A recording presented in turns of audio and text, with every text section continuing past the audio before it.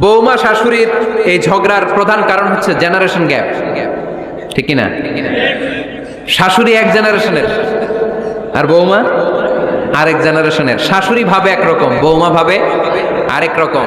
শাশুড়ি চায় বউর উপর খবরদারি করতে, বউ চায় শাশুড়ির উপর খবরদারি করতে। এই ডমিনেটিং এর কারণে কিলাকিলি আছে না নাই?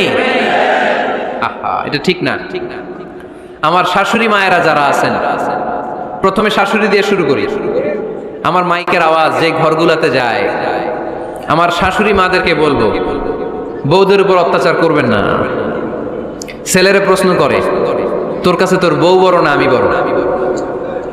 আছে না নাই? এটা একটা প্রশ্ন হইল।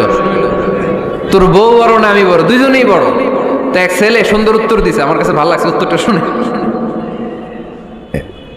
এক মা প্রশ্ন করছে, তোর এতদিন আমি লালন পালন করে বড় করলাম, জীবন যৌবন তোর জন্য শেষ করলাম, আজকে বউ পাইয়া বউ তোর আপন হয়ে গেল? এবার ছেলে উত্তর দিচ্ছে, মা, আমার মুখ থেকে মা ডাক শোনার জন্য তুমি কি কষ্টটাই না করছো জীবনে। 10 মাস আমার পেটে ধারণ করলা, খাইতে পারো নাই, বমি করছো, খালি ওষুধ খাইছো, তোমার পেট কেটে আমার বের করা হয়েছে, 2 বছর আমার দুধ খাওয়াইছো, পেশা পায়খানা পরিষ্কার করেছো। বয়স যখন 3-4 তখন তোমার আমি মা ডাকছি। এই মা ডাকটা শোনার জন্য তুমি এত কষ্ট করছো। আর আরেকবারের মাইয়া এই ঘরে আইসাই তোমার মা ডাকা শুরু করছে। যেই মেয়েটা তোমারে মা ডাকে সে আমার আপন হবে না কেন মা? ঠিক না? এই মা ডাক শোনার জন্য তুমি এত কষ্ট করলা, আমার লালন পালন করলা, 10 মাস পেটে ধরলা, পেশাব পায়খানা পরিষ্কার করলা, এরপরে মা ডাক শুনতে পারছো। আর আরেকবারের মেয়ে জানা নাই চিনা নাই এসেই তোমার ডাকা শুরু করছে মা। তো যে আমার মারে মা ডাকে তার স্থান তো আমার কলিজায়, ঠিক কিনা? শাশুড়ি আম্মারা যারা আছেন, প্লিজ বৌমাদেরকে কষ্ট দিয়েন না। অনেক শাশুড়ি আছে পান থেকে চুন খসলে রেগে যায়, পদে পদে স্ত্রীর ভুল ধরে, বউয়ের ভুল ধরে, আছে না নাই? এটা করবেন না। সে তো নতুন, আপনার অনেক এক্সপিরিয়েন্স হতে তার সময় লাগবে। তাকে সময় দিন, তাকে ভালোবাসুন, ঠিক কিনা? না বুঝে সামান্যতে বৌমারে বদদোয়া দেয়, এরকম আছে না নাই? কিন্তু বুঝতে চায় না, বৌমারে যদি বদদোয়া দেয় তাহলে তার নিজ ছেলের পরিবারের ক্ষতি, পেটে ধরা যে ছেলে, ছেলের পরিবারের কিন্তু ক্ষতি, তার আপন নাতি নাতনিদেরই ক্ষতি। আওয়াজ করে বলেন ঠিক কিনা? বৌমাকে বদদোয়া দিয়েন না। বৌমাকে নিজের মেয়ের মতো দেখবেন। সমাধান আমি দিচ্ছি। কেমন দেখতে হবে? নিজের মেয়ের মতো। নিজের মেয়ে সকালে ঘুম থেকে ওঠে 11টায়, ওইটা সমস্যা নাই। বৌমা কেন উঠলো না, ওইখানেই ঝামেলা, আছে না নাই? মেহেরবানি করে আপনার বৌমাকে আপনার নিজের মেয়ের মতো দেখেন। নিজের মেয়েরে যেমনি আদর করেন তাকেও অমনি আদর করেন। আপনার বৌমারে যদি আপনি কষ্ট দেন, মনে রাখবেন আপনার নিজের মেয়েটাও আরেকবারের বউ হয়ে কয়েকদিন পরে যাবে। আপনি যা যা করবেন আপনার মেয়েকেও তারা ওই রকম কষ্ট দিয়ে বাড়িতে ফিরিয়ে দিবে। চিল্লায় বলেন ঠিক কিনা? খবরদার, টিট ফর ট্যাট। ইটটি মারলে পাটকেলটি খেতে হয়। এজন্য শাশুড়ি আম্মা জানারা যারা আছেন, বৌমার সাথে খারাপ আচরণ করবেন না মেহেরবানি করে।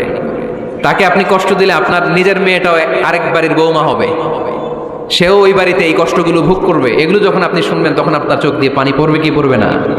পড়বে। এবার আসেন বৌমার কথা বলি। বৌমা যারা আছেন মেহেরবানি করে, বৌমা যারা আছেন মেহেরবানি করে আপনার শাশুড়ি আম্মাকে নিজের মায়ের জায়গায় রাখবেন। আপনার বাড়ি ছেড়ে নতুন বাড়িতে আসছেন, তো এটাই তো আপনার বাড়ি। আপনার মা রেখে দিয়ে নতুন মা পাইছেন, এটাই তো আপনার মা। তো ওনাকে মায়ের জায়গায় বসাতে আপনার সমস্যাটা কোথায়? বৌমারা খেয়াল রাখবেন, আপনি আপনার শাশুড়ির সাথে যে আচরণটা করতেছেন, আপনার শেষ বয়সে আপনার ছেলের বিয়ে দেওয়ার পরে যে বৌমাটা আসবে ওই আচরণই আপনাকে ফিরিয়ে দিবে। The nature has its own return. প্রকৃতির একটা মাইর আছে, এটা শেষ মাইর, এটা শেষ খেলা। প্রকৃতির খেলা বড় খেলা।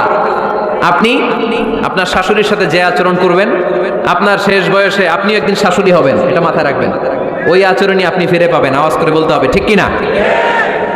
এজন্য 9 নম্বর পয়েন্টস হচ্ছে মিউচুয়াল রেসপেক্ট। সবাই যেন সবাইকে ভালোবাসি। দোষ ছাড়া মানুষ নাই, সবার দোষ আছে। আমরা যেন একে অন্যের দোষ না খুঁজি। বৌমারা, আপনাদের কেন যদি আমার মাইকের আওয়াজ যায়, অল্প কিছু টেকনিক অবলম্বন করলে আপনি আপনার শাশুড়ির মন জয় করতে পারবেন। শাশুড়িরা আসলে বেশি কিছু চায় না, আগের জামানার মানুষ তো, এদেরকে ওইভাবে হাত করতে হবে। মাঝে মাঝে একটু শাশুড়ির মাথায় তেল দিয়ে দেন, চুলে তেল দিয়ে দিবেন আর কি, মাঝে মাঝে চুল আশ্রয় দিবেন। এগুলো কিন্তু খুব পছন্দ করে শাশুড়িরা। ওনার প্রেশারটা একটু মেপে দিবেন।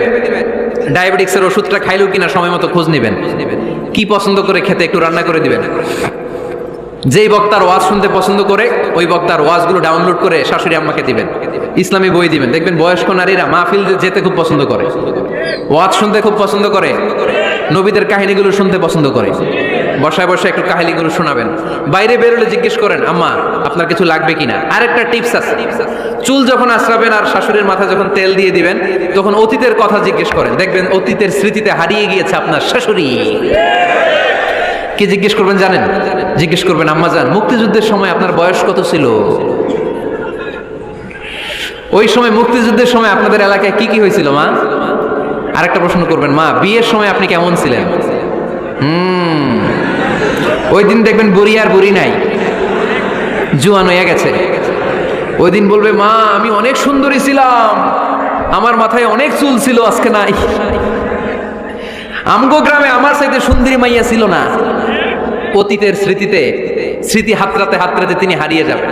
জিজ্ঞেস করবেন যে, মা শীতকালে আপনাদের দেশে কি পিঠা বানাতেন আপনি যখন ছোট ছিলেন? আপনার বাপ চাচারা কি করতো? এগুলো জিজ্ঞেস করলে উনি স্মৃতির পাতা হাতরাতে হাতরাতে চোখ দিয়ে দাঁড় দাঁড় করে ওনার পানি ঝরতে শুরু করবে।